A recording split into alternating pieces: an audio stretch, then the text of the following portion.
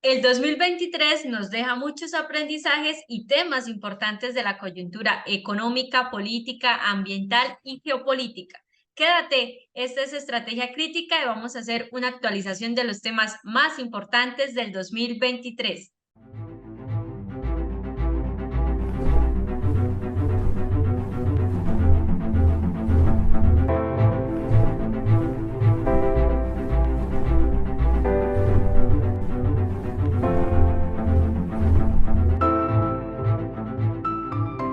Este año ha sido testigo de eventos importantes en el ámbito financiero y político. Hoy vamos a hacer un análisis de las actualizaciones y el desarrollo de los temas que abordamos a lo largo de estos meses. Comenzamos el año con el colapso de algunos bancos importantes a nivel mundial, como Silicon Valley Bank, Credit Suisse, Deutsche Bank y First Republic Bank, entre otros. En Estrategia Crítica analizamos detalladamente las implicaciones de estos eventos, destacando la importancia de los bancos centrales y su rol en el control de la inflación. Además, exploramos temas cruciales como las consecuencias del COVID-19, la presencia creciente de la inteligencia artificial en la economía, la sostenibilidad, la crisis desde la perspectiva del hombre y otros asuntos geopolíticos que captaron la atención global. Entre ellos, el conflicto entre Rusia y Ucrania, tensiones en Medio Oriente. Además, la doctora Artemisa Monte nos mantuvo informados sobre las reuniones claves e importantes a nivel internacional, incluyendo el G20, el G7, reunión del TEDMED, los BRICS, el Foro Económico Mundial, la Asamblea General de la ONU 2023, entre otros temas. Este año no dejamos de lado temas de gran relevancia para el observatorio, tales como la ciberseguridad, el papel de la mujer en la economía, la legislación y el presupuesto para México para el 2024, el panorama de las afores en México, la gentrificación, el intrigante concepto de los nómadas digitales, casos destacados de inversiones y mucho más. Hoy en Estrategia Crítica, ya finalizando este año 2023, vamos a hacer un recuento de estos temas, centrándonos en algunos específicos. Doctora Artemisa, bienvenida aquí al Observatorio Mexicano de la Crisis, a su programa de Estrategia Crítica, ya finalizando este año 2023. ¿Cuál es ese mensaje ya finalizando este año para todas las personas de Estrategia Crítica? Bueno, pues antes que nada, un saludo a todos nuestros amigos de Estrategia Crítica que nos han acompañado a lo largo de este año. Pues en efecto, ya estamos a fin de año y como tú bien señalas, hemos abordado distintos temas. Si se han perdido alguno de estos videos, no duden en buscarlo en la lista y revisarlo para estar al tanto de estos temas que hoy vamos a actualizar en este episodio. Como siempre, no olviden suscribirse a nuestro canal, darle like a este video porque nos ayuda a conocerlos mejor y conocer qué temas les interesan, quedarse hasta el final de este video para conocer nuestro dato curioso, pero sobre todo compartirlo en todos sus grupos y redes. Bueno, doctora, ya iniciando este capítulo tan interesante de actualizaciones del 2023, vamos a iniciar con los bancos, que fue un tema que abordamos al inicio del año, todo lo que fue el colapso de los bancos importantes en el mundo. Doctora, ¿qué ha pasado después de que hicimos este análisis con los bancos? ¿Qué pasó con estos colapsos? En efecto, Karen, este año empezó con bastante agitación alrededor de los bancos. Como vimos, muchos fueron víctimas del alza de las tasas de interés, que en el caso de algunos bancos, pues tuvo un efecto negativo en lo que era precisamente las inversiones que ellos habían realizado, en bonos sobre todo, ya que como explicamos en su momento, el alza de las tasas de interés hizo que esos bonos en los que ellos habían invertido sus reservas perdieran valor en el mercado y eso llevara a su descapitalización y en consecuencia a la quiebra de estos bancos, de Silicon Valley Bank y de First Republic Bank, que fueron los que abordamos. Sin embargo, aunque algunos de estos bancos fueron adquiridos, otros tuvieron intervenciones de las autoridades, hemos visto que hubo otros dos bancos específicamente en Estados Unidos que sufrieron procesos de bancarrota. Uno fue en julio, fue el Heartland State Bank, que es un banco local, era algo de lo que ya hablábamos, que incluso habían mencionado algunos otros analistas o banqueros como en el caso de Estados Unidos, en los análisis de JP Morgan se hablaba de que tal vez los bancos regionales estaban en riesgo, eso lo vimos en julio con la quiebra de este banco. Y más reciente, en el mes de noviembre, también vimos la quiebra de Citizens Bank. Esa se dio el 3 de noviembre y este era un banco que tenía aproximadamente 68 millones en activos, es decir, era un banco relativamente pequeño, pero aún así vemos que esta es una tendencia que se sigue dando. Entonces habrá que estar muy atentos para ver si el año que entra se revierte o finalmente se detiene esta tendencia y no se agudiza por algunos otros factores. Y aquí es donde tenemos que hablar precisamente de algo que nos está preocupando en Europa para el próximo año, y es precisamente que a raíz de las mismas alzas en las tasas de interés podemos encontrar que muchas empresas están en riesgo de bancarrota. Y eso, como ya lo vimos en el caso de Silicon Valley Bank, puede tener un efecto de rebote sobre los bancos. ¿Por qué? Porque si las empresas que les deben no tienen la capacidad de pago, entonces es probable que estos bancos caigan ya sea en insolvencia o en falta de liquidez. Entonces habrá que tener mucha atención en este tema que parece que todavía no termina por resolverse. Bueno, doctora, uno de los temas más importantes de este año en el ámbito económico internacional fue el tema de la inflación. A la fecha, doctora, ¿cómo está el tema de inflación a nivel mundial y cómo lo analiza ya haciendo como un preanálisis para el año 2024? La inflación fue algo de lo que también se hablaba mucho al principio de este año con gran preocupación, y fue precisamente la razón por la que empezamos a ver estos aumentos en las tasas de interés de los que hablábamos antes, que tuvieron las consecuencias que ya mencionábamos.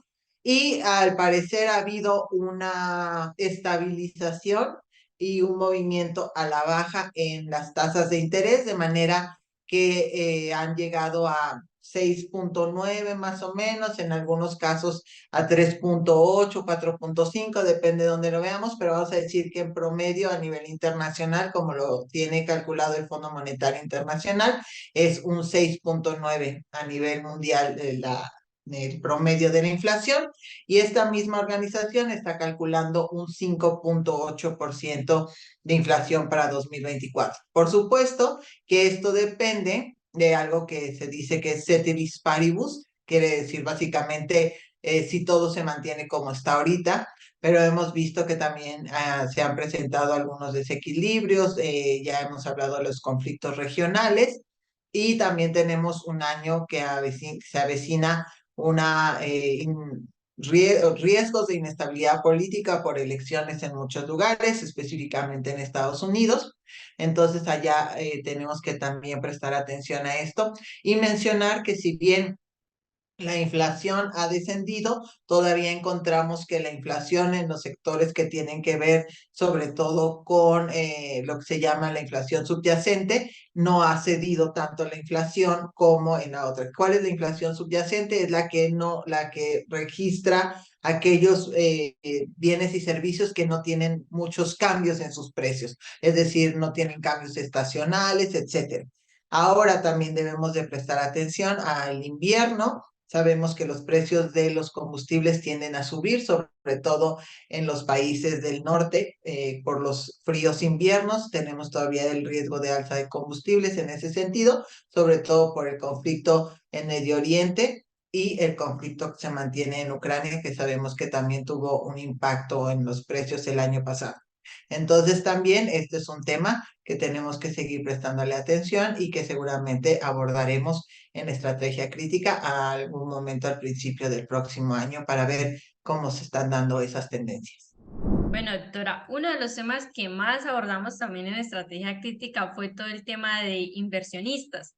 También abordamos pues el caso de Warren Buffett, cuáles eran los consejos que él daba para los inversionistas, entre otros temas.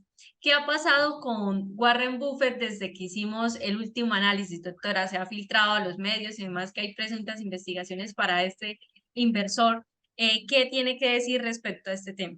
Sobre Warren Buffett, en efecto, hablamos nosotros en ese episodio de Estrategia Crítica de una entrevista que dio bastante larga donde daba su opinión sobre las principales tendencias a nivel internacional, la inteligencia artificial, las inversiones, hablamos de tontos e inversionistas, etcétera. Pero bueno, pues ha habido dos actualizaciones, sobre todo en el caso de Warren Buffett.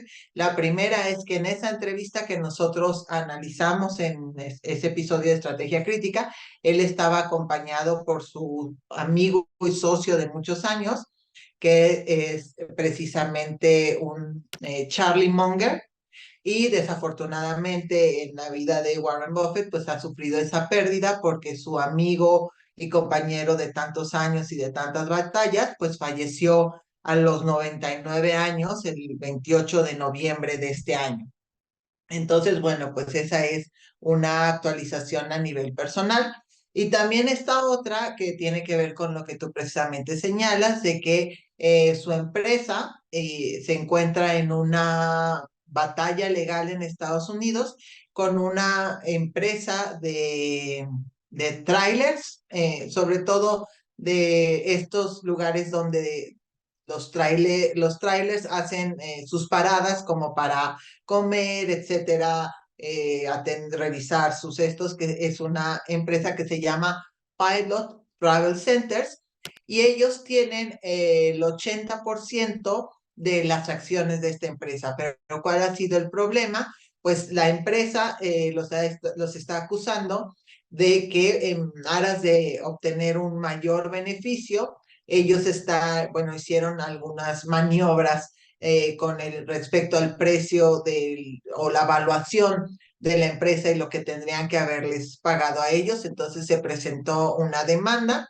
Esta demanda ahorita está ante un juzgado en Estados Unidos y parece que se va a resolver o por lo menos se va a llevar a juicio en el mes de enero del próximo año. Entonces es un tema que habrá que seguir porque tiene mucho que ver no solo con el tema del propio caso, sino con la imagen y el prestigio que durante muchos años ha logrado mantener Warren Buffett en el ambiente de los negocios.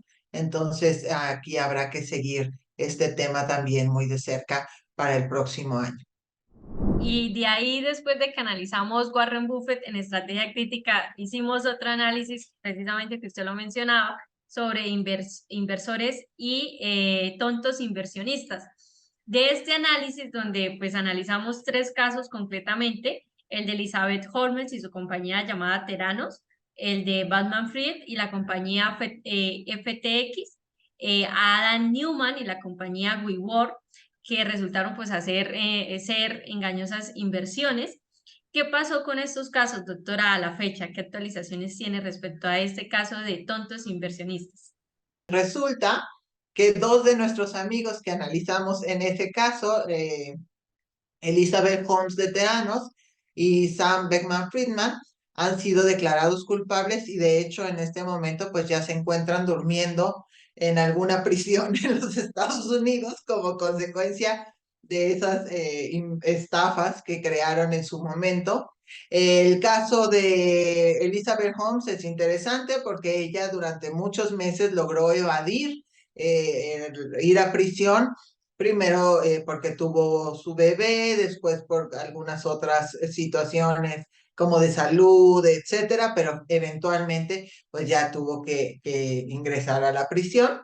Y también el caso de Sam Beckman Friedman, él ya ha sido declarado culpable y ya está en prisión, pero es muy interesante y habrá que seguir este caso porque todavía está pendiente otro juicio que es tal vez mucho más interesante porque tiene que ver con todo el tema de las contribuciones a políticos en Estados Unidos que utilizó los recursos de su empresa para, se considera presuntamente conseguir algún tipo de favores políticos aportando grandes cantidades a muchas campañas. Entonces, ese es otro tema que está pendiente y que se espera que el próximo año otra vez habrá que estar muy atentos. Tendrá su juicio, tendrá, como dicen en Estados Unidos, su día en la corte.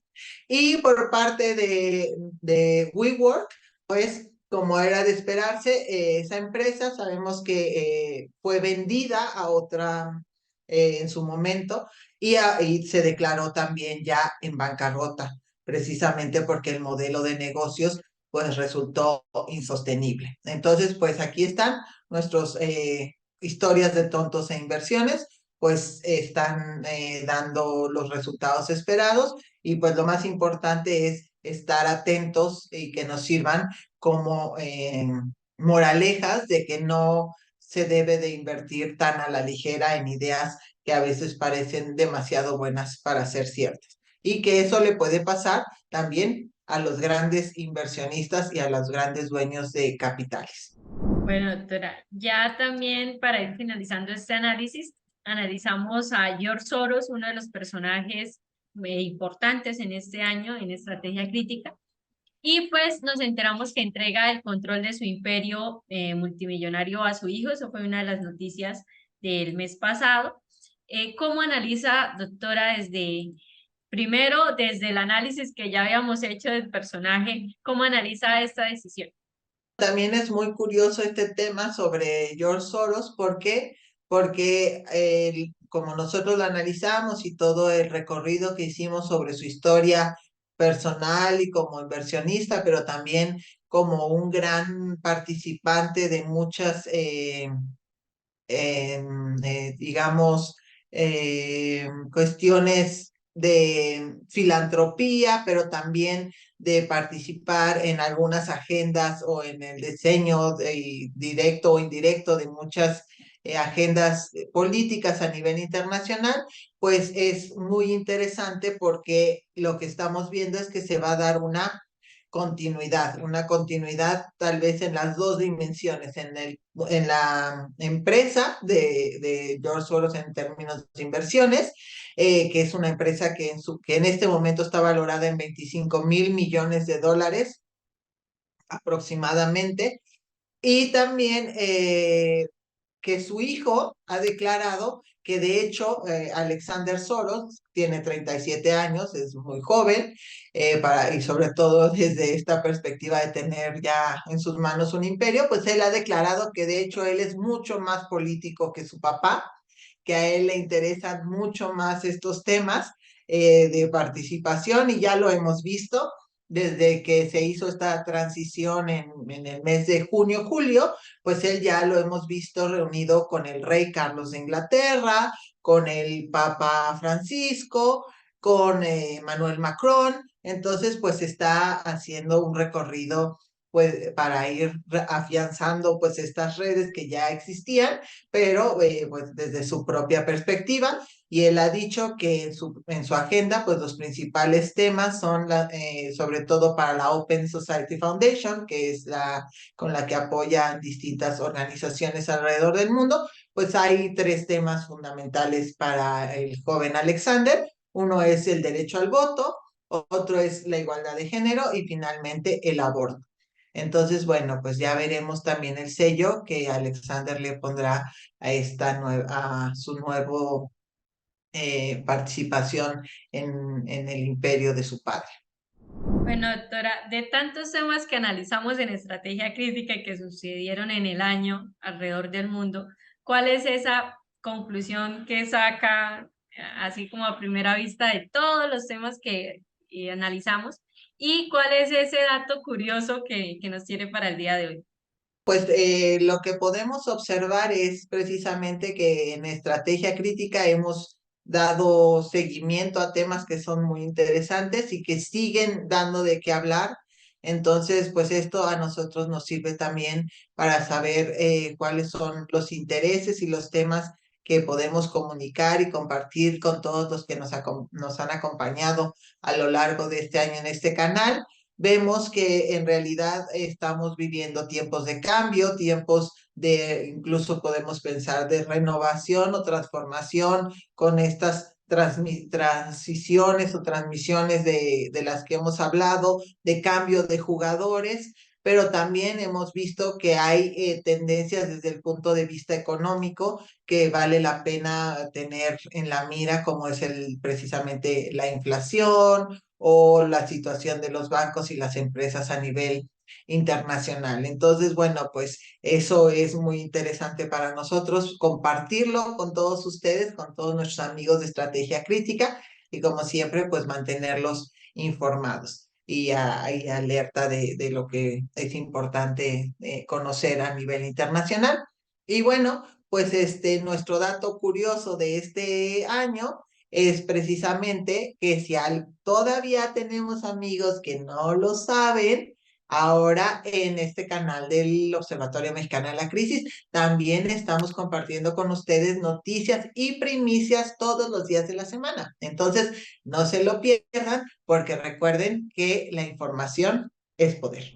Muchas gracias, doctora, por supuesto, por culminar este año con sus excelentes análisis. Esperemos tener un 2024 con esos excelentes análisis para todos los seguidores del observatorio y a todos los que nos vieron. Por favor, no olviden dejarnos sus preguntas en los comentarios. ¿Qué les parece? ¿Qué piensan que va a pasar para el 2024? Y nos vemos en 8 días. Somos Estrategia Crítica del Observatorio Mexicano de la Crisis. Hasta luego.